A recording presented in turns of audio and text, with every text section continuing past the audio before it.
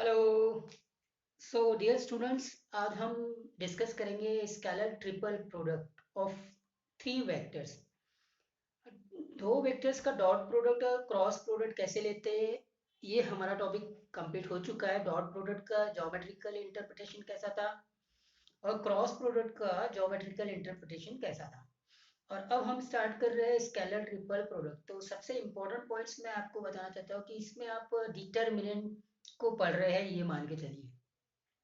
Determinant की जितनी भी प्रॉपर्टीज आप जानते हैं उसको सबको यहाँ अप्लाई कर लीजिए। तो अगर आपने डिटरमिनेंट पढ़ लिया है तो ये मान के चलिए कि आपका यहाँ पे रिवीजन हो रहा है, या डिटरमिनेंट की जितनी भी प्रॉपर्टीज है वो एज इट इज यहाँ अप्लाई करना है स्केलर ट्रिपल प्रोडक्ट में।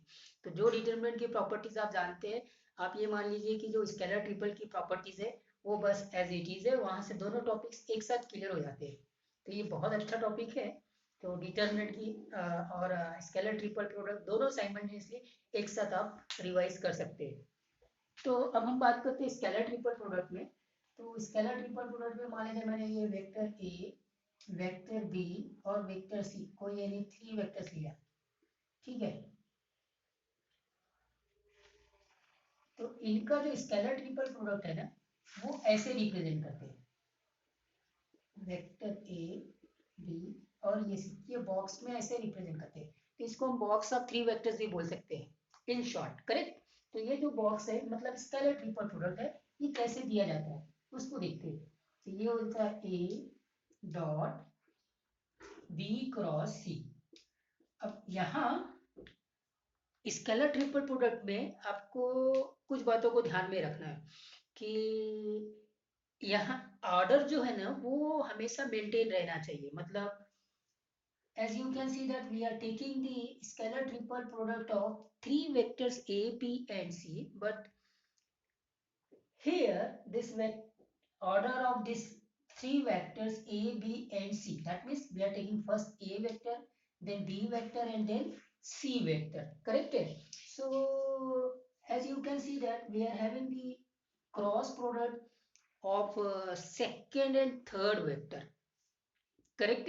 And then we will take the dot product of first vector with the resultant of the cross product of the second vector and third vector. तो ये first vector, second vector और third vector मैं ऐसा क्यों बोल रहा हूँ, क्योंकि यहाँ पे ऑर्डर इंपॉर्टेंट है।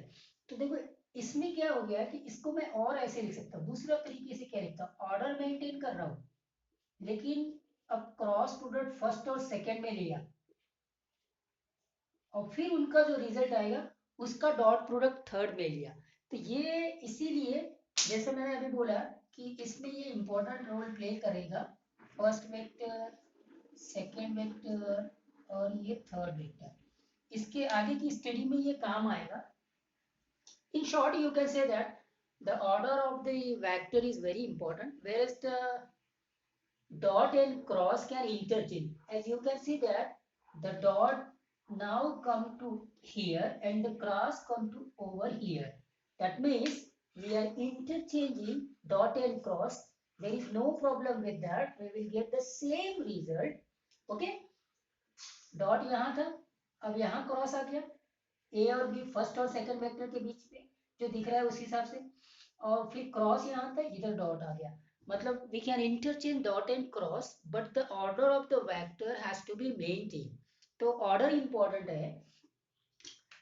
तो students as you can say that this is the definition of the scalar triple product. Now scalar triple product को कंपोनेंट फॉर्म में कैसे लिखेंगे। तो देखो अगर मैंने वेक्टर ए को लिख लिया a1 b1 और c1, और वेक्टर बी को लिखा मैंने a2 b2 और c2, और वेक्टर सी को लिखा मैंने a3 b3 और c3।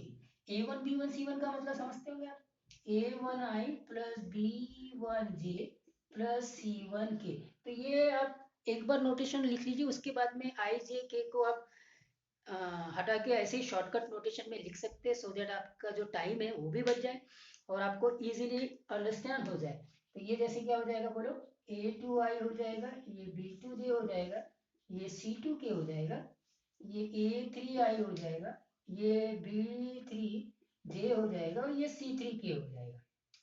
अब ये इतना बड़ा लिखना और ये शॉर्ट में लिखना, ये समझ में आ जाता है आपको, ठीक है, फाइन।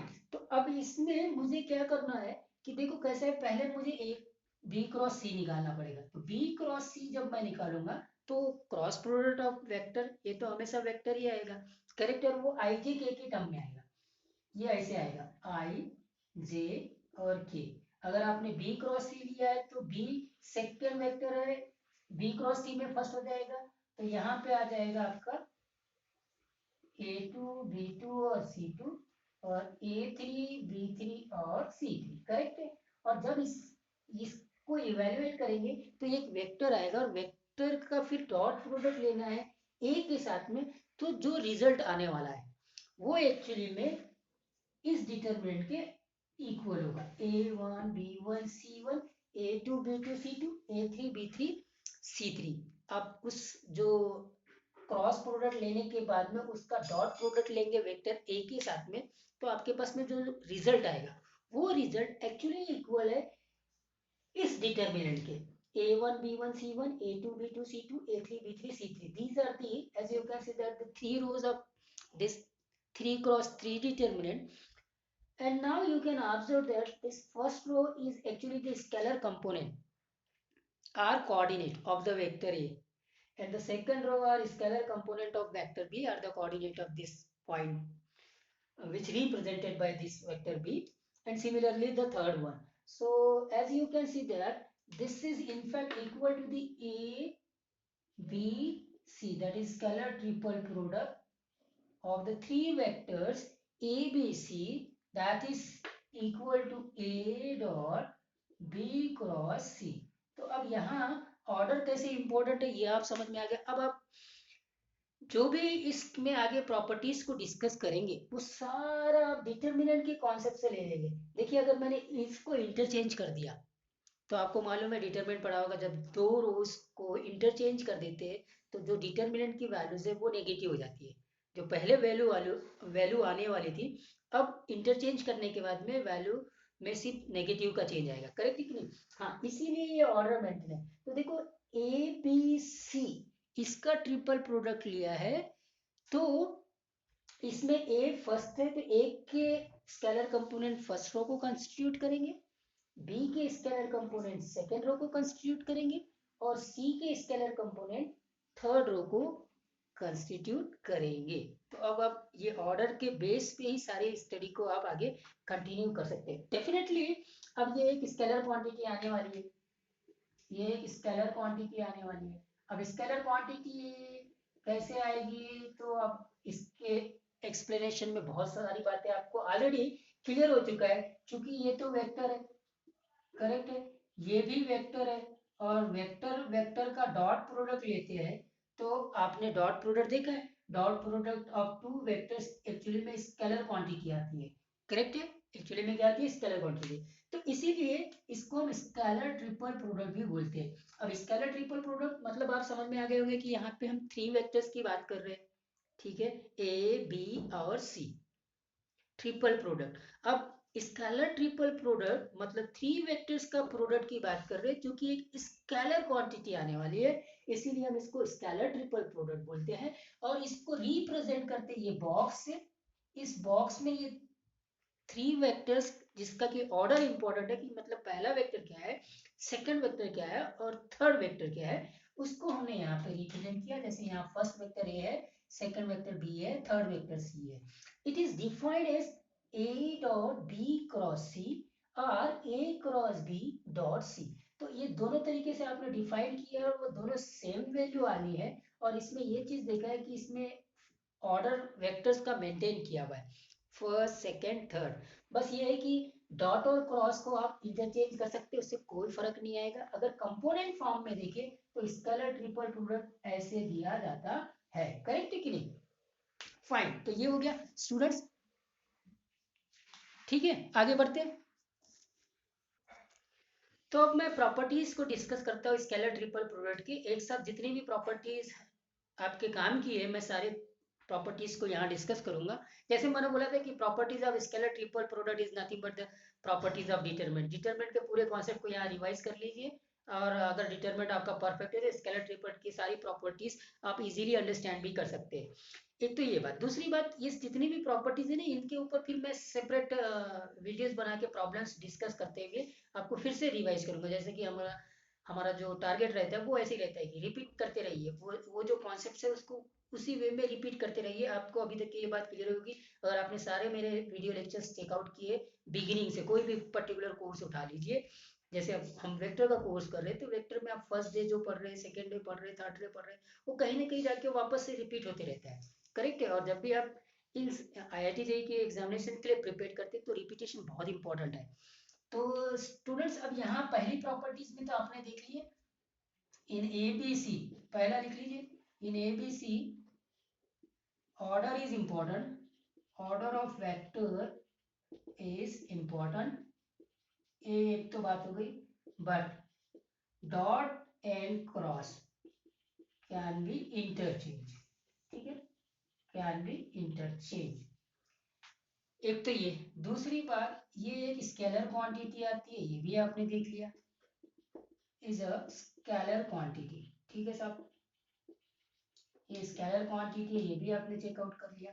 अब आते बाकी जितनी भी डिटरमिनेंट की प्रॉपर्टीज है उसको अप्लाई करते हैं। करेक्ट कितनी, अगर आप ध्यान देंगे तो अगर मैं इन सबको साइक्लिक परमुटेट कर दूं, दी cyclic permutation of A, B and C gives the same result, same results. मतलब कैसे, ये देखिए, ये ABC और ये इक्वल हो जाएगा BCA, ठीक है, और ये इक्वल हो जाएगा CAB, लाइक दैट, ठीक है। कैसे, अब आप डिटरमिनेंट के कॉन्सेप्ट्स में आएंगे तो यहाँ आपने देखा होगा कि ये तो ये A1 B1 और C1, ये A2 B2 और C2, ये A3 B3 और C3, करेक्ट है क्या। हाँ, ये ABC के लिए ये हो गया डिटरमिनेंट। अब इसमें अगर आप देखेंगे तो पहले B आ रहा है, B मतलब ये ऊपर चले जाएगा, ये ऊपर चले जाएगा, ये नीचे आ जाएगा, तो आपका एक बार नेगेटिव साइन आ जाएगा। और फिर उसके बाद में यहाँ पे C चाहिए, मतलब आप इसको ऊपर चढ़ाओ, अब यहाँ पे जो A1 आया था वो नीचे आ जाएगा। तो फिर से मतलब पहले फर्स्ट रो और सेकेंड रो को इंटरचेंज किया तो डिटरमिनेंट की वैल्यू नेगेटिव बनेगी, और बाद में फिर सेकेंड रो और थर्ड रो को इंटरचेंज किया तो वापस एक नेगेटिव आके वो नेगेटिव को पॉजिटिव बना देगा। Got the point. सो यहाँ पे ये चीज कैसी आ गई, ये A2, ये B2, ये C2, ये A3, ये B3, ये C3 और ये A1 B1 और C1, ये डिटरमिनेंट होगा। करेक्ट है। तो अब आप देखेंगे ये दोनों डिटरमिनेंट की वैल्यू सेम है। करेक्ट, डिटरमिनेंट के कॉन्सेप्ट से आप देखेंगे कि ये A2 मतलब इसको यहाँ पहुंचा दो तो ये यहाँ आएगा, नेगेटिव हो गया, और अब इसको यहाँ पहुंचा दो मतलब ये A3, करेक्ट है, तो फिर से वापस नेगेटिव बना के पॉजिटिव हो जाएगा। तो आई होप दैट आप सब लोगों को ये बात क्लियर हो गई होगी। यहाँ पे क्या आएगा, A3 B3 C3, ओके, यहाँ आ जाएगा A1 B1 C1, यहाँ आ जाएगा A2 B2 और C2। तो इन सब डिटरमिनेंट्स की वैल्यू क्या आ गई आपकी, सेम आ गई है। करेक्ट है, फाइन। ओके, सो स्टूडेंट्स, अब आप देख सकते हैं कि अगर मैं cyclic permutation vector A B और C का किया तो मुझे रिजल्ट सेम आना है। तो ये तीसरी प्रॉपर्टी होगी। चलिए नेक्स्ट प्रॉपर्टी को चेकआउट करते हैं। चौथी प्रॉपर्टी में मैं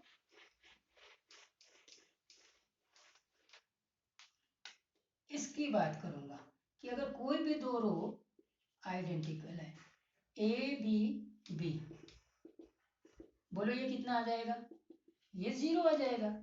या फिर ऐसे भी बात करते, AB2B, कितना आ जाएगा, 0 आ जाएगा। मतलब हम अगर स्केलर ट्रिपल प्रोडक्ट तीन वेक्टर्स का ले रहे हैं और उनमें से दो वेक्टर्स एक दूसरे के कोलिनियर है, पैरेलल है, ठीक है कि नहीं, तो उनका स्केलर ट्रिपल प्रोडक्ट 0 आएगा। या फिर दो वेक्टर्स कोई भी आइडेंटिकल है तो स्केलर ट्रिपल प्रोडक्ट 0 आएगा। ये बात तो बहुत आसानी से आप समझ सकते हैं डिटर्मिनेंट के अगर कॉन्सेप्ट में जाएंगे तो कोई आपको इश्यू ही नहीं है कि यहाँ से ये पता चल रहा है कि दो रोज आइडेंटिकल है। अगर कोई भी दो रोज या दो कॉलम्स डिटर्मिनेंट में आइडेंटिकल होते हैं तो डिटर्मिनेंट का वैल्यू तो जीरो आना ही है, करेक्ट है कि नहीं। जैसे अभी मैंने यहाँ पे बोला कि A1 B1 और C1 इसके है, तो A2 B2 और C2, और ये भी A2 B2 और C2 हो जाएगा, तो डेफिनेटली इसकी वैल्यू जो है डिटरमिनेंट के कॉन्सेप्ट से जीरो आने वाली है। तो अगर ये आइडेंटिकल है कोई दो वेक्टर्स या कोई दो वेक्टर्स एक दूसरे के प्रोपोर्शनल है तो डिटरमिनेंट का वैल्यू जीरो हो जाता है, ठीक है साहब। पांचवा आते अब इसको देखना, के ए फिर बी और फिर सी, इसकी बात कर रहा है। इसका क्या मतलब है, के एक स्केलर है, इसका मतलब जो डिटरमिनेंट का फर्स्ट रो है ना उसके सारे एलिमेंट्स में हमने के से मल्टीप्लाइड किया है। तो डिटरमिनेंट की प्रॉपर्टीज मालूम है कि वो जो के है वो डिटरमिनेंट से बाहर आ जाएगा फर्स्ट रो में जितने भी इसमें। तो ये हो गया के ए बी और सी, मतलब इसी को और आगे मैं बढ़ा सकता हूँ, जैसे के ए और के बी लिख दिया और सी लिख दिया। तो अब ये क्या हो जाएगा, के यहाँ से फर्स्ट रो से बाहर आया और फिर के सेकेंड रो से भी बाहर आया, के स्क्वायर हो गया, और ये बन गया ए बी सी, और लाइक दैट ये चीजें आगे बढ़ती रहेगी। तो ये हमारा हो गया नेक्स्ट स्टूडेंट फिफ्थ प्रॉपर्टी। चलिए सिक्स प्रॉपर्टी में आते हैं। तो आपने देखा कि ये डिटर्मिनेंट की प्रॉपर्टीज को हमने यूज किया है। अब अगर माना जाए ऐसा है A B C plus D, four vectors की बात कर रहा हूं मैं, ये फोर वेक्टर्स, ठीक है। और इसमें से जो तीसरा वेक्टर बना है जिसके साथ में ए और बी का स्केलर ट्रिपल प्रोडक्ट लेना है, वो अपने आप में सम ऑफ टू वेक्टर्स है, करेक्ट है कि सी प्लस डी। तो इसको आप ऐसे देखेंगे कि जो डिटर्मिनेंट में थर्ड रो है ना, डिटर्मिनेंट का जो थर्ड है वो एक्चुअली में सम ऑफ टू नंबर्स है। तो आपको डिटर्मिनेंट की प्रॉपर्टी यूज कर देना है, तो दो डिटर्मिनेंट बन जाते हैं उसमें। तो वैसे ये ए बी सी ऑर्डर को मेंटेन करिए, प्लस ए बी डी, ये हो जाएगा, करेक्ट है। अब इसको आप एक्सटेंड कर सकते हैं, एक्सटेंड कैसे कर सकते हैं, अगर मान लीजिए यहाँ पे भी ऐसी दो चीजें हो तो उस प्रकार से फोर डिटर्मिनेंट मिल जाएंगे, करेक्ट है कि नहीं, फोर स्केलर ट्रिपल प्रोडक्ट मिल जाएंगे। यहाँ हमने दो लिया है तो इसको भी चेकआउट कर लीजिए, ये भी बड़ी इंपॉर्टेंट प्रॉपर्टीज है, ठीक है। अच्छा, उसके बाद मैं आता हूँ नेक्स्ट प्रॉपर्टीज के ऊपर, सेवन के ऊपर। सेवेंथ में अब आप इसको देखिए, आई जे और के, इसका स्केलर ट्रिपल प्रोडक्ट, इसके बॉक्स की बात कर रहा हूँ, तो इसका जो बॉक्स आएगा ना वो हमेशा वन आएगा। वन कैसे आएगा, आई एक वेक्टर है, आई एक वेक्टर है मतलब 1 0 0 डिटरमिनेंट में फर्स्ट रो ये बनेगा, फिर जे है मतलब 0 1 0 और ये 0 0 1, मतलब आइडेंटिटी मैट्रिक्स का डिटरमिनेंट वैल्यूज, तो ये हो गया वन। अब यहीं से अगर आप बाकी चीजों की प्रॉपर्टीज को लगाए, जैसे आई जे के वन है तो जे आई के ये कितना होगा बोलिए, डेफिनेटली -1 होगा। क्यों -1 होगा, क्योंकि ये फर्स्ट रो और सेकंड रो को हमने इंटरचेंज कर दिया है, फर्स्ट रो और सेकंड रो को हमने क्या कर दिया है, इंटरचेंज कर दिया। अगर इसका साइक्लिक परमुटेशन होता, साइक्लिक परमुटेशन कैसे, जे के आई, तब तो ये वन ही होता, करेक्ट है कि नहीं। लेकिन हमने सिर्फ दो रोज को इंटरचेंज कर दिया है तो वैल्यू कितनी आ जाएगी, -1, गॉट द पॉइंट। फाइट, ये हो गया हमारा सेवन प्रॉपर्टीज। अगर आप अब एट प्रॉपर्टीज में आ रहा हूं मैं, इसको बाद में भी अलग से डिस्कस करने वाला हूँ जो कि अब इम्पोर्टेंट है, इसको मैं अलग से भी डिस्कस करूंगा। एट प्रॉपर्टी कि इफ, देखना इसको, ए बी सी इंपॉर्टेंट, किसी भी एग्जाम्स के लिए, board mains advance MSCT NDA whatever it is, इसके ऊपर अक्सर क्वेश्चन बनता है, इसको मैंने पहले भी बताया था। A B C scalar triple product zero है, तो यहाँ से ए बी सी ये कोप्लेनर वेक्टर्स होंगे। तो जब भी किसी वेक्टर्स को, अब आपको याद आ गया होगा, अगर आपने मेरा कोर्स स्टार्टिंग से देख लिया है तो आपने लीनियर कॉम्बिनेशन ऑफ वेक्टर्स में कोप्लेनर वेक्टर्स के बारे में मैंने एक्सप्लेन किया था कि कोप्लेनर्स दिखाने का, पहली बात तो एक ही प्लेन में है, एक ही प्लेन में तीनों वेक्टर्स होते हैं, तो फिर हम उसको एक वेक्टर को दो अदर रिमेनिंग वेक्टर्स के लीनियर कॉम्बिनेशन में रिप्रेजेंट करते हैं, तब हम बोलेंगे कि वेक्टर्स कोप्लेनर है, करेक्ट है। या आपने इसको देखा था, यहाँ आपने ये वेक्टर आर है ना, इसके अलॉन्ग में ये आई है और इसके अलॉन्ग में ये जे कैप है और इसके कोऑर्डिनेट एक्स कॉमा वाई है, तो एक्चुअली में जो आर वेक्टर है वो ऐसा आता था xi प्लस y, करेक्ट है क्या? हाँ। अब यहाँ पे अगर आप देखें तो r vector i vector j ये कोप्लेनर वेक्टर्स है। तो कोई भी थ्री वेक्टर्स को कोप्लेनर वेक्टर्स कब बोलते हैं? जब any one of them is a linear combination of other two where x and y are scalar. ये आपने डेफिनेशंस देखा था कोप्लेनर वेक्टर्स की, और मैंने वहां बोला था कि कोप्लेनर थ्री वेक्टर्स को अगर चेकआउट करना है तो फिर हमारे पास में दूसरी कंडीशन भी आती है, और वो है स्केलर ट्रिपल प्रोडक्ट। बस ये स्केलर ट्रिपल प्रोडक्ट को यहाँ लगा देंगे कि अगर तीनों वेक्टर का स्केलर ट्रिपल प्रोडक्ट जीरो है तो फिर वो कोप्लेनर वेक्टर्स होते हैं। इसको एक्सप्लेन करने के लिए आपको मैंने ये कंडीशन बताया, इसी को मैं एक्सप्लेन कर देता हूँ कि लीनियर कॉम्बिनेशंस के हिसाब से देखिए, अगर ये ए ऐसा हो जाए X B plus Y C, तो समथिंग लाइक दैट आपका ये कोप्लेनर की कंडीशन है। और अगर ये कोप्लेनर है तो डिटरमिनेंट फॉर्म में, जैसे मैंने यहाँ ले लिया 1 2 3 0, यहाँ मैंने ले लिया 1, यहाँ ले लिया 1, यहाँ ले लिया 1, यहाँ 1 और यहाँ 2।